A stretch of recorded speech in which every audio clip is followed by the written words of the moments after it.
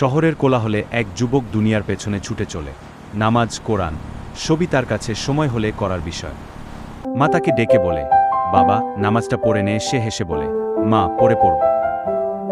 রাতে একা রাস্তায় হাঁটার সময় হঠাৎ বাতি নিভে যায়। অন্ধকারে তার বুক কেঁপে ওঠে, মনে পড়ে মৃত্যুর কথা। সে কল্পনায় দেখে একটা কবর, চারদিক নির্ভুল, কেউ নেই, শুধু তার আমলগুলো সামনে দাঁড়িয়ে। এক ভয়ঙ্কর কণ্ঠ বলে, যা করার ছিল সময় পেরিয়ে গেছে। চোখ দিয়ে অশ্রু ঝরতে থাকে। সে চিৎকার করে বলে, হে আল্লাহ, আরেকটা সুযোগ দাও। হঠাৎ ঘুম ভেঙে যায়। ফজরের আজান, তার হৃদয় জোরে ধুকধুক করে।